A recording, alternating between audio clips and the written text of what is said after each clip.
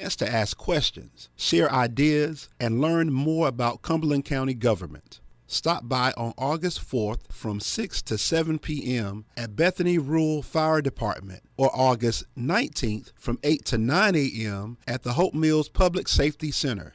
Learn more at cumberlandcountync.gov or follow ccnc.gov on social media. I'm Charles Evans, candidate for Cumberland County Commissioner at Large. As your public servant, it will be my responsibility to work for the betterment of our community for each citizen of this great county. As your past county commissioner at large, I have done just that and will continue to put each of our citizens first. I'm Charles Evans, asking for your support as your Cumberland County Commissioner at Large. Together, let's build a county we love calling home. Paid for by the committee to elect Charles Evans.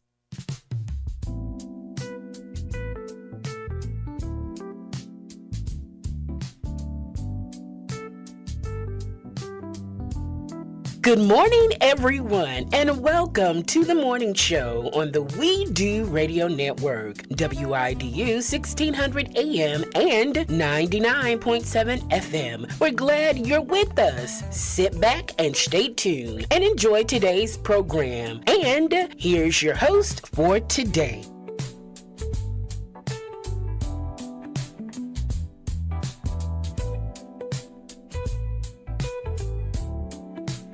Good morning to you. Hope that you're doing well out there today. It's 78 degrees now on Murchison Road at the flagship station of the Widu Radio Network, WIDU 1600 AM 99.7. It's supposed to be a scorcher out there again today. Be reminded there are cooling stations throughout our community.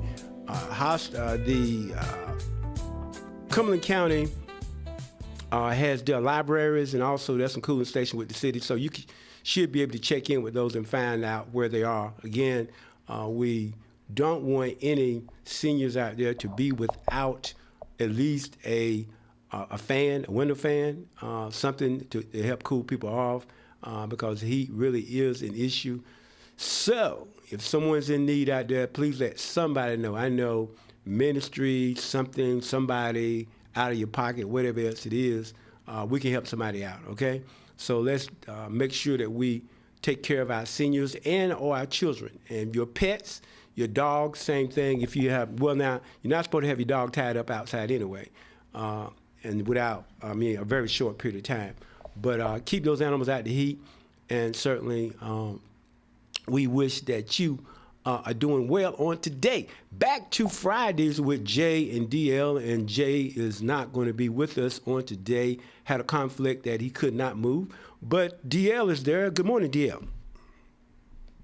Hey, good morning. So, what I like about WIDU and when I'm listening, when I'm walking with my dog, and I can't listen on Facebook, Troy, I love TuneIn. TuneIn is very helpful when I'm trying to listen to WIDU when I'm walking. Well, yeah, I appreciate that. You know, I have Google Play in my house, and I can get it on Google Play as well. So we have a couple of avenues that folk can tune in with us. We are having some technical difficulties today, so if you happen not to be able to see us right now, this should replay later. But if you happen not to be able to see us, to hear us and not see us, our most capable, Tammy Quick, she's on it. And if anybody can fix it, Tammy can fix it.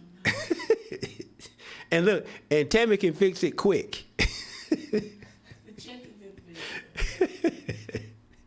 Anyway, so man, we got a number of things to talk about though, but the high school football jamboree will be tonight for Cumberland County, and the games start up on next week.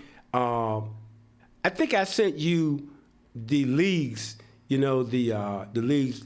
I sent you that, right? You know the conferences that of the high school football. Yeah, man, they got what they go from. It's still like one AA. They just went 1-8.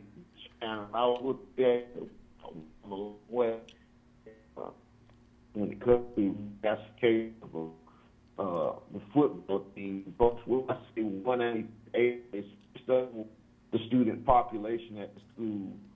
And that's a big thing the first 5 days of school, because they have to report those numbers to the state for classification purposes. So that determines what class you're in for that current and beyond, as far as athletic competition going into the playoffs.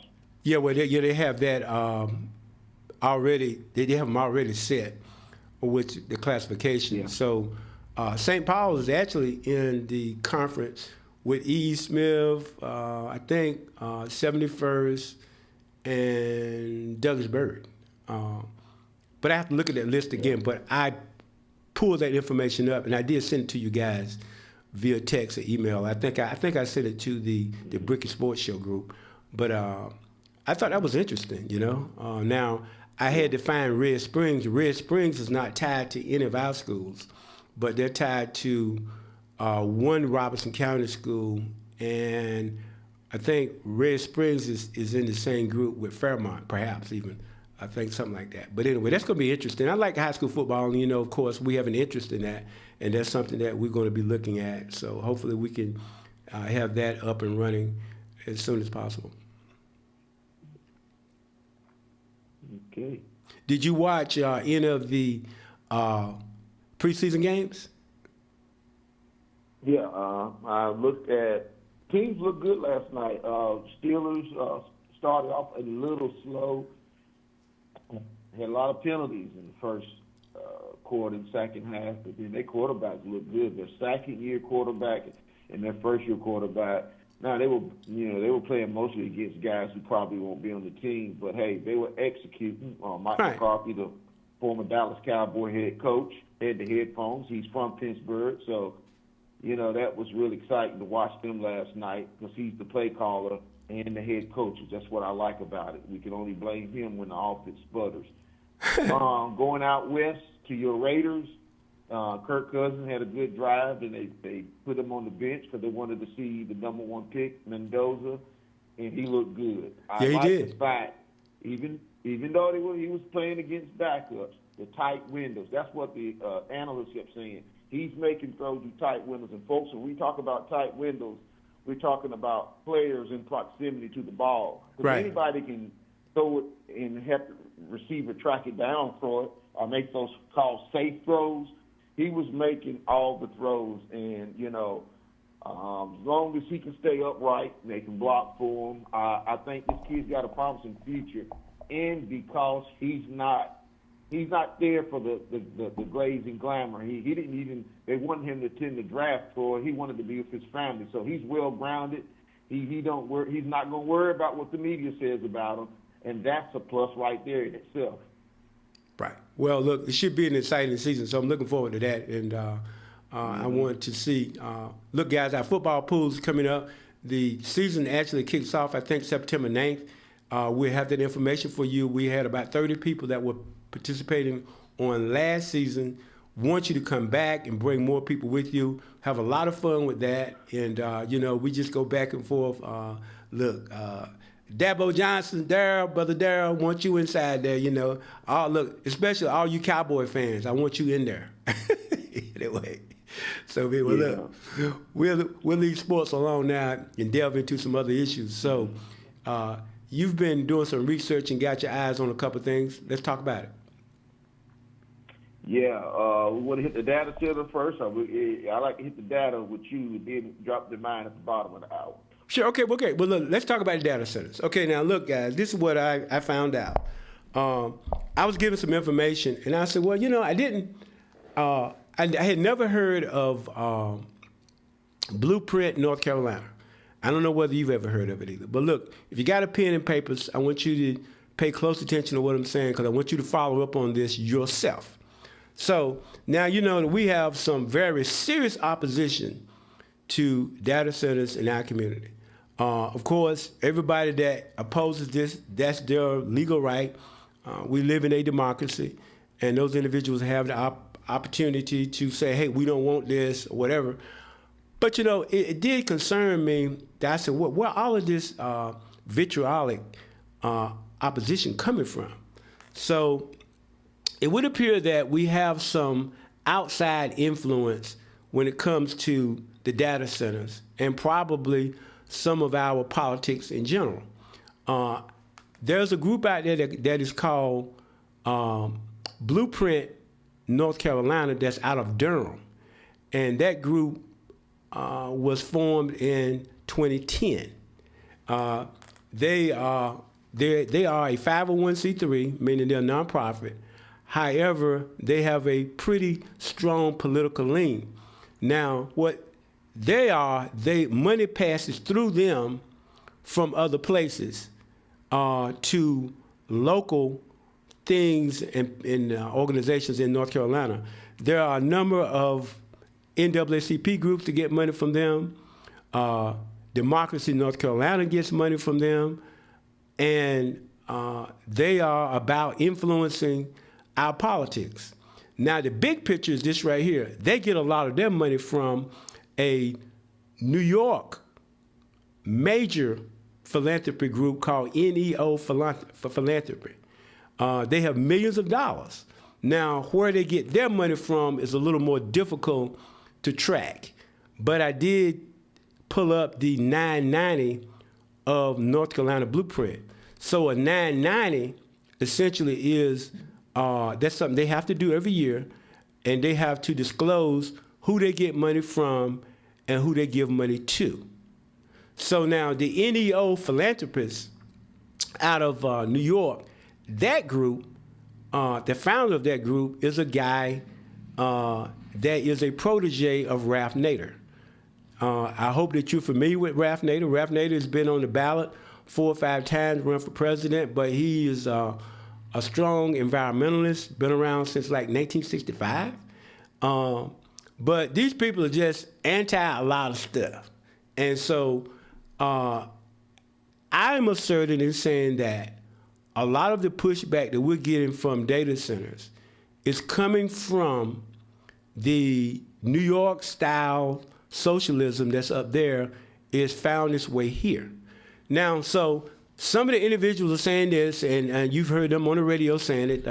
Some of the groups, they say, well, you got to follow the money. What we need to do is follow the money. Well, I am following the money, but following the money has nothing to do with City Hall per se. Following the money now appears to be the people that are in opposition to it. Now, I'm sure there are people out here that are involved in this thing that have no idea of what I'm talking about. They never heard of NEO philanthropy out of New York, and probably don't even know about Blueprint North Carolina. But DL, I would say that these people are being used and don't know it, because it appears that at least one council member is associated with and maybe be even employed by Blueprint North Carolina. Now, I think that there needs to be full disclosure regarding this. If this council member were to tell us all this, I think that we could have a different perspective on why they're against so much stuff. But when you refuse to even go to and visit a data center, and you are a representative of a whole community, because everybody in your district is not against something, I think you need to be out there and being fair and square about it. And that's wherein lies my problem. The person that is alleged to be employed by Blueprint North Carolina, this person won't even visit a data center. Yeah. And when you talk about follow the money, and I'm listening to these folks say, well, see what council members going to get paid when this data center is built. Well, there's 2 ways you can find out who's getting money. Does a council member own the property where the site's going to be built, number one? Have you checked their campaign recs to see if they got any money? Anything else is just conjecture. I hear that all the time. And I'll tell you this, when it comes to politics, especially at the city council level, you got 2 years to vote folks out. And anybody doing no recalling, it costs too much, and it doesn't make sense to recall somebody after 2 years. And you're right, Troy, everybody needs to disclose, if there's a conflict of interest, to let the public know, because public they trust in you if you're for it or if you're against it. Some of the folks are trusting you because they say you're the informed elected person. So, be genuine with us, and, we'll support you one way or the other. Right, because let's see, and I'm saying is that, look, so now I say to you individual, now you can find out information about Blueprint North Carolina by going to the Secretary of State's website if you kind of know how to navigate and get inside of that. But it's Blueprint NC, referred to as Blueprint North Carolina, I think, but I think the actual incorporate name is Blueprint NC, and they are based out of Durham. But once you get to that site, then you can see their 990s on that site as well, which is their federal papers they have to submit that says where money is going and where money came from. And again, I'll be honest with you, I want to learn more about this prospective council member because from where I'm sitting, I just sort of kind of believe that's a conflict of interest to be a part of a group that is very heavily involved in political strategy and all this other stuff, and then you sitting here on this unelected body, and you're not telling anybody, and you taking votes, because I believe some of those votes do not necessarily reflect the needs of the community and your constituents. I believe those votes follow along the line of who's paying you. Yeah. So we'll learn more about that, and we're going to deep dive into it. And again, what we're about is information. I'm not saying anything negative per se, but we need to know for sure, number one, if there's a council member working for Blueprint North Carolina, I think you need to come forth and tell us, and you need to be straight up and say, hey, look, I work for these people, and then we need to have a conversation about what is Blueprint North Carolina about. And because some of these groups, they're going to be against a lot of stuff. And of course, I watched some stuff on social media, DL, and a number of these people are saying, well, these data centers are going to hurt the black community, blah, blah, blah. Well, if you're listening to me this morning, I want you to call me. Call the station. You're welcome to come here. Tell us if you feel like these places are a threat to the black community. But now you need to be specific. Tell us specifically what kind of threat do data centers pose to communities in Fayetteville and Cumberland County that are black and brown, or to anybody for that matter. But not conjecture, but I mean, because DL, I hear this stuff, it's going to hurt the black community. We can't do this, and 30 or 40 years down the road, blah, blah, blah, all this other stuff, this rhetoric is coming out of New York when look, you don't even know that you're being used by somebody, and you're spouting stuff and repeating stuff that somebody's being paid to tell you. Well, one thing I'll say about the data centers, Troy, it is just not local to Fayetteville. It's all over the United States. People are, it's a big issue nationally. I've watched some national news, legacy media outlets. It's a big deal. My concern is, you talked about the rhetoric and you consider misinformation. I'm concerned about our elected officials. I don't like, they were elected. It's public service. Now, they didn't join the military, but they said, hey, I'm going to run for public office and give up my free time. And then they're going to make decisions that we're not going to like. I don't like people going to their houses and sending idle threats and skirting, Troy, they're skirting the line between communicating the threat and just pure bullying people. I don't like that. Like I said earlier, vote them out in 2 years if you don't like what they're doing. And that's why I want the state to get involved, to start coming down making some decisions, because Commissioner Glenn Adams said it best. We were at a meeting, this is probably within the last 4 months. He said, you come to our meetings and we hear your concerns, but the state might take it out of our hands and whatnot. So that's what folks really need to make sure that they're following the process. But these idle threats and insinuating stuff and just trying to make people feel scared and their family members, I don't like that, Troy. I just think that's wrong. We're better than that. Yeah, and then when they get upset because you are escorted out of a meeting, you're not going to be able to go to any of these meetings, Board of Commission meetings or these city council meetings, and yell and holler and scream. And when people get up to talk, you're going to try to shout them down. We don't do that. Look, in a democracy, and your freedom of speech does not allow you the right to do that. We got to act in an orderly way. And that's why when some people are escorted out of this stuff, they roll like that, right? I don't think that's fair that they made this little old lady get out the meeting. Well, she should have been quiet. You know what I mean? I'm sorry, but that's the way it works, bro. I mean, and that's what happened the other night. Somebody had to be escorted out. I just think that's so shameful. The shameful was on part things for me was the person that chose not to act in accordance with the decorum and an order within that meeting.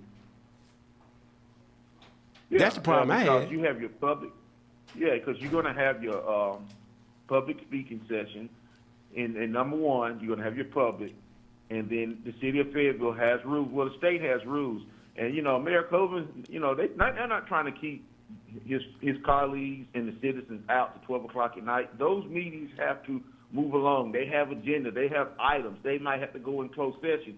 You just can't let folks ramble all night long. And he runs the meeting efficient. That's one thing I don't have a problem with Mayor Coven. He knows what he's doing when he's running the meeting. He's hitting those agendas, and they're consulting with their legal advisor, and then when they go in closed sessions, and they don't do that a lot. I noticed that when I watch them, compared to some other boards, they're always in closed session. And so I just think the meetings have to be efficient. You're not trying to get in there. They start at 6:30 or 7. They're not trying to get in there and get out in an hour. But come on, folks, some of these meetings shouldn't be going past over 11 o'clock. It's kind of ridiculous. Right.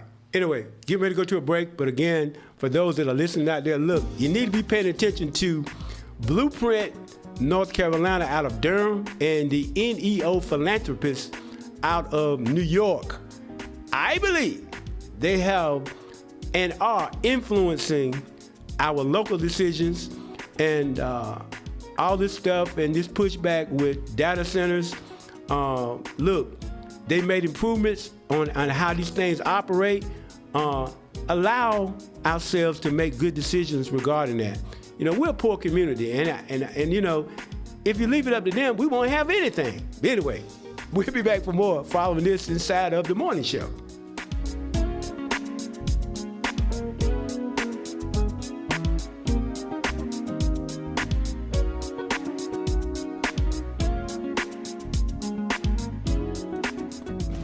Rescuers in Colombia racing against time to find survivors after that devastating 7.4 magnitude earthquake hit the country on Monday. The Charlotte-Mecklenburg School superintendent was allowed to return this week, nearly 2 months after she was put on leave due to an investigation. Poland's prime minister says authorities have arrested a Russian citizen allegedly recruited by Russian secret services. The suspect reportedly planned to kill a Ukrainian-American citizen in Warsaw. Israeli settlers have besieged 3 homes in the occupied West Bank for several days, including one owned by a Palestinian American. The U.S. ambassador called it a horrific act of terror on Thursday. Leaders in Wake County looking into affordable housing opportunities, specifically for teachers moving to schools in that growing area of Wake County that are continuing to see a growing cost of living as well. Wake County commissioners and Wake County school board members discussed the ideas recently. You're listening to NCN News.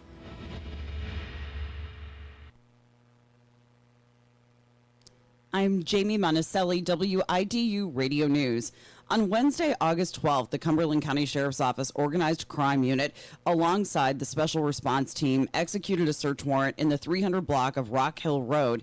Deputies seized 32 grams of methamphetamine, 17 grams of cocaine, 965 grams of methadone as packaged, about a gram of oxycodone, half a gram of alprazolam, 32 dosage units of Suboxone, 3 grams of lorazepam, about a gram of morphine pills, 27 grams of liquid morphine packaged, and about 7 grams of amphetamine and dextroamphetamine. As a result, 70-year-old Catherine Duke Fisher of Fayetteville was arrested and is facing multiple drug charges. Cumberland County Animal Services has waived adoption fees through Saturday, August 15th. That means 0 adoption fees for dogs, cats, puppies, kittens, and other animals waiting to find their forever homes. From WIDU Radio, I'm Jamie Monticelli. Mostly sunny and hot out there today, just a very small chance for rain. Highs are in the upper 90s this afternoon and the heat index around 105. It's partly cloudy and staying warm tonight. Temperatures will stay in the upper 70s. We'll have some spotty storms Friday afternoon and evening. It's another hot day. Highs are in the upper 90s. And some hit and miss storms possible Saturday as well, with high temperatures in the low 90s. I'm meteorologist Amy Wilmoth in the NCN Weather Center. Hello, Fayetteville. It's your girl, Sister Kitty. I'm Minister Mark. And I'm Minister Townsend, and we are Faith on Fire. And we're inviting you to Pleasant Grove Church of Christ, Disciples of Christ at 208 North Racepath Street here in Fayetteville, North Carolina. Please join us every Sunday morning for 10 a.m. Sunday school and 11 a.m. morning worship service. Like us on Facebook. Don't meet us there, beat us there. And remember, God is good for you. Woo!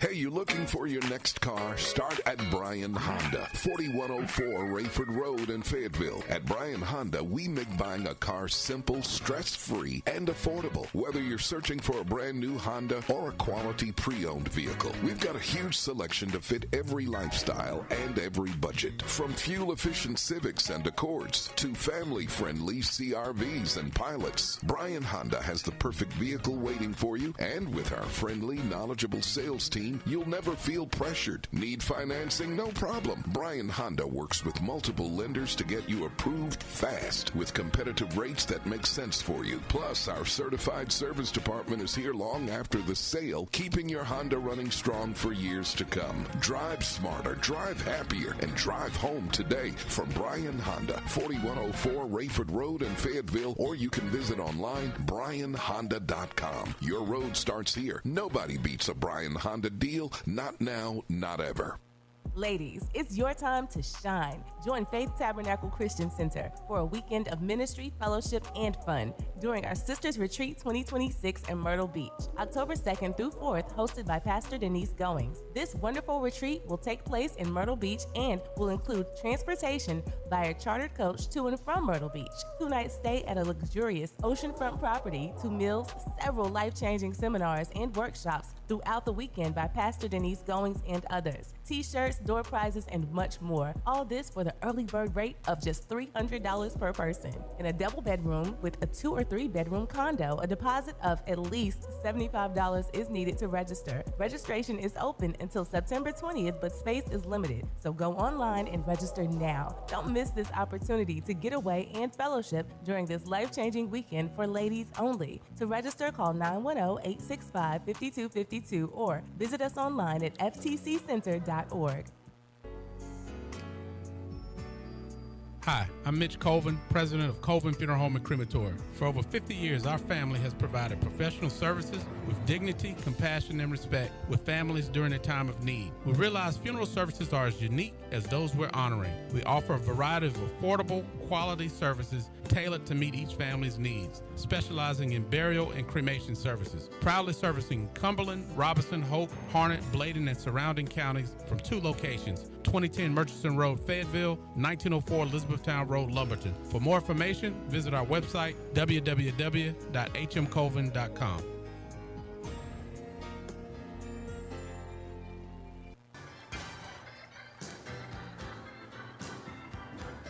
Praise the Lord, everybody. And again, I say praise the Lord. This is Bishop John Price Sr., host of the Arrow of Deliverance radio broadcast, heard every Sunday right here at WIDU. Again, the Arrow of Deliverance radio broadcast every Sunday morning from 10:30 to 11 a.m. And I'm inviting you to tune in. We have preaching, we have teaching, inspiration, information. So why don't you meet me here Sunday mornings, 10:30 a.m. to 11 a.m., the Arrow of Deliverance radio broadcast. And until then, be blessed in the name of the Lord. Shalom, shalom.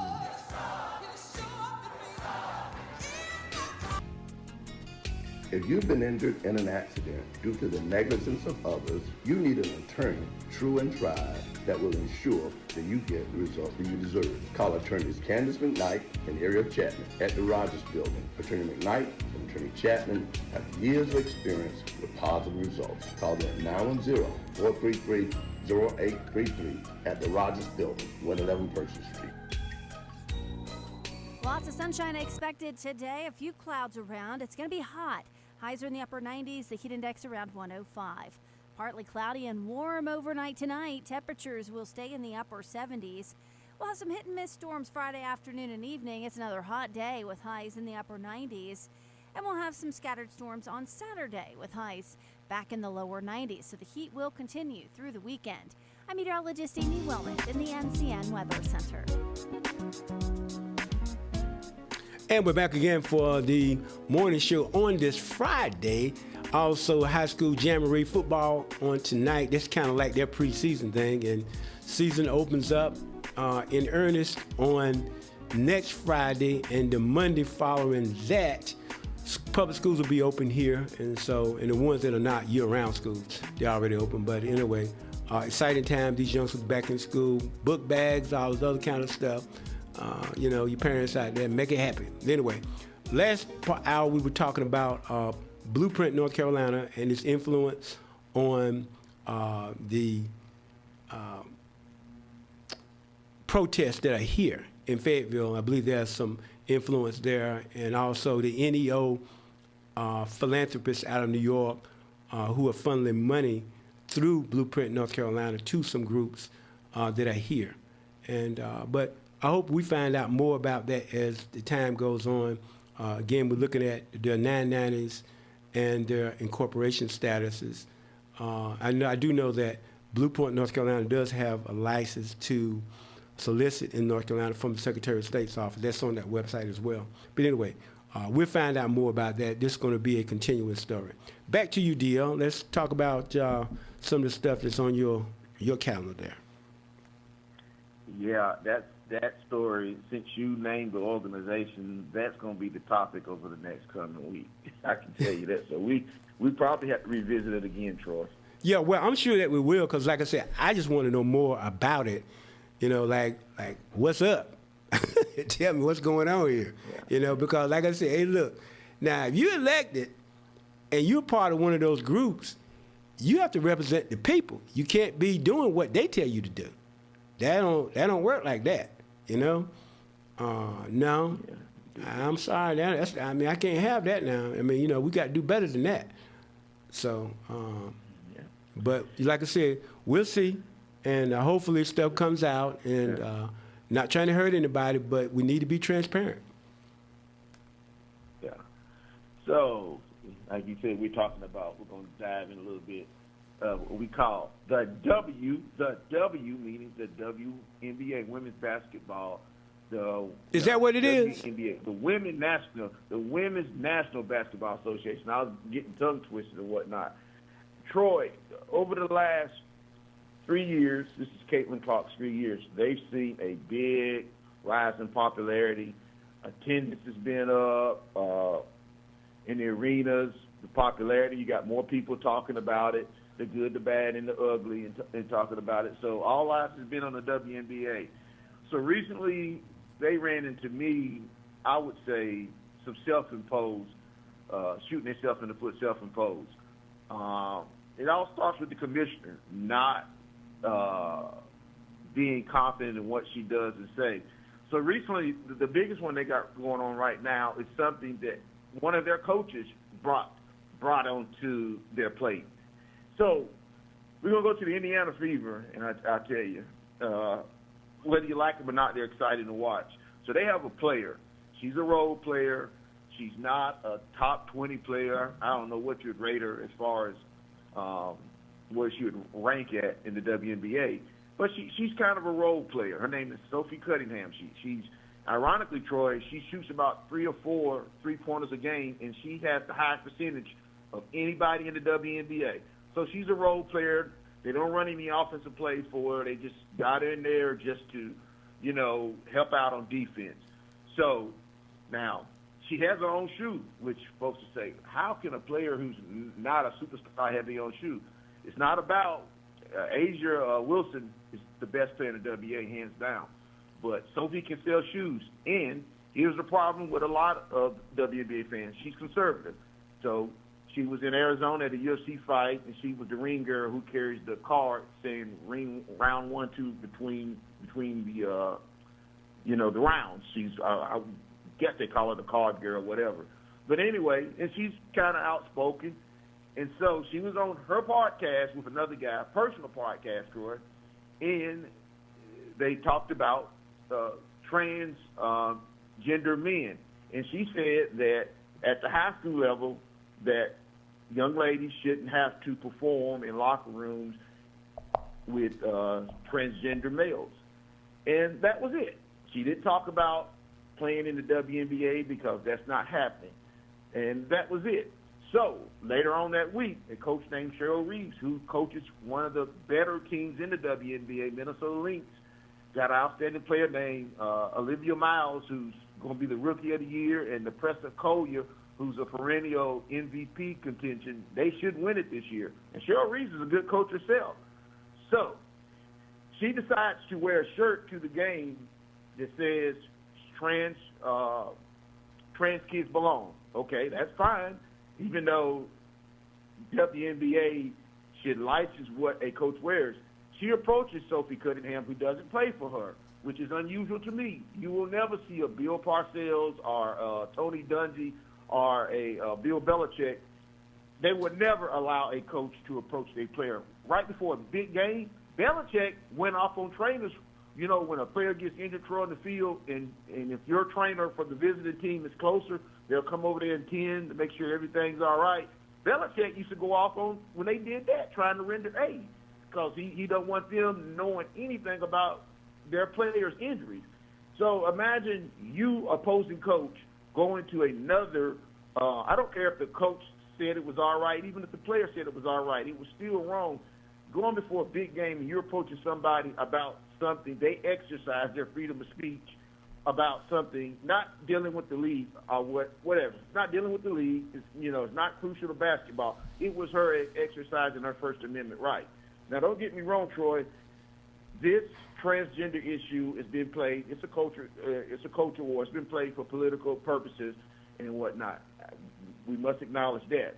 However, so after that, people from the right started coming to Sophie's defense because they felt it was wrong. I felt it was wrong. You shouldn't be approaching players.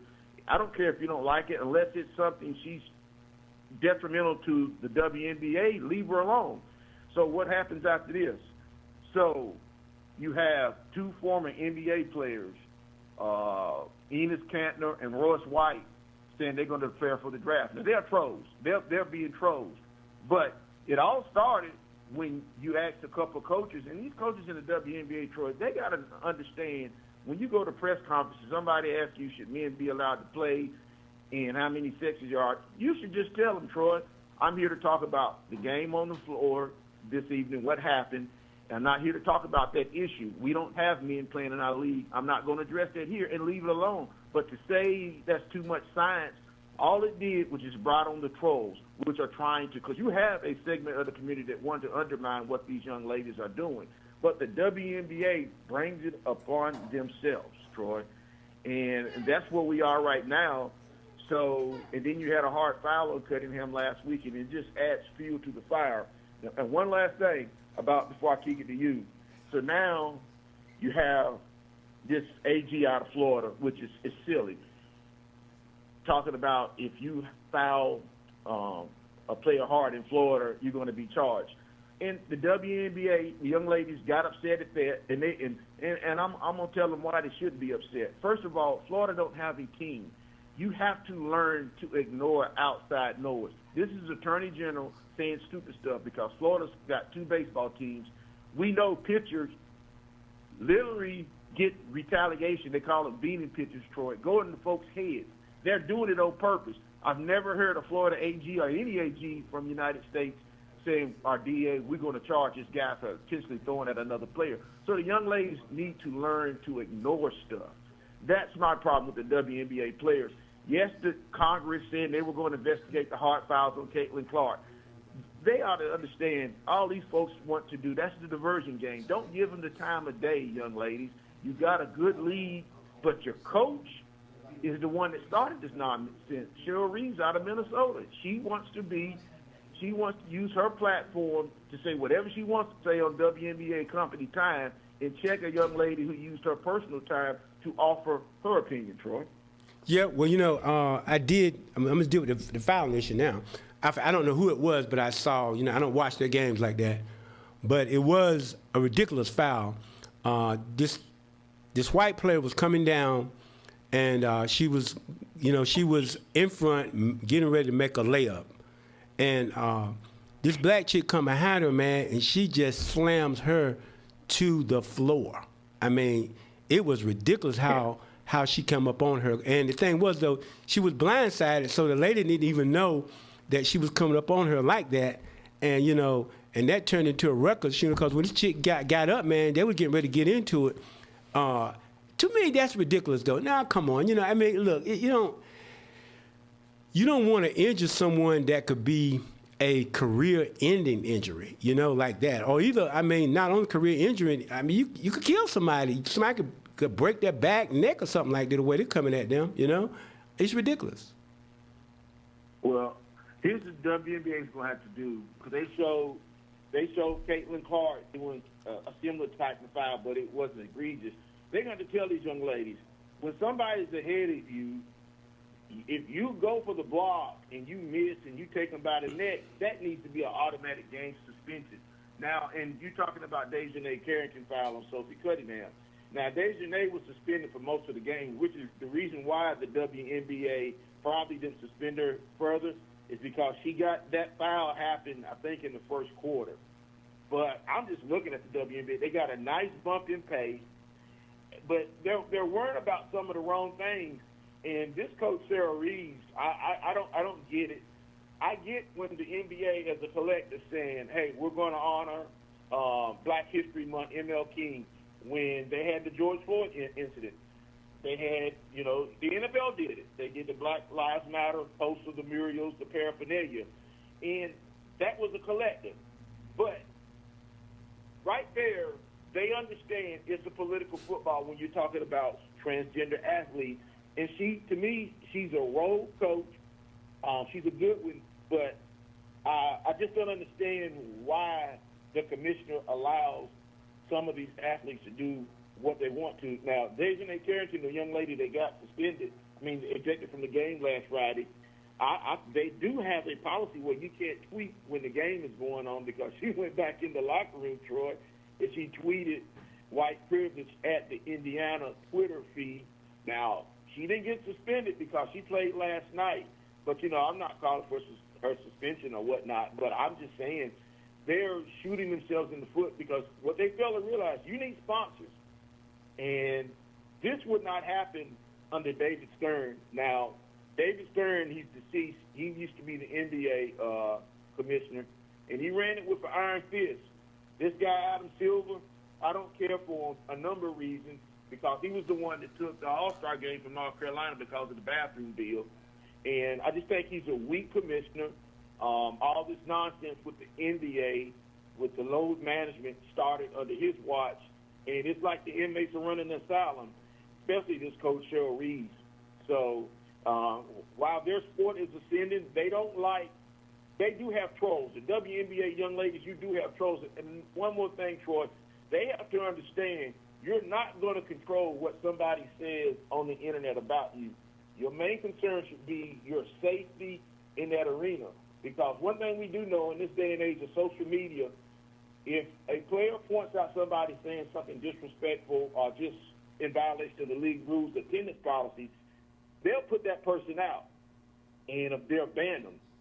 So they need to control the controllables, what happens in where they work at in those venues. And they're just not going to be able to police people and trolls on the internet. And, a lot of athletes deal with that.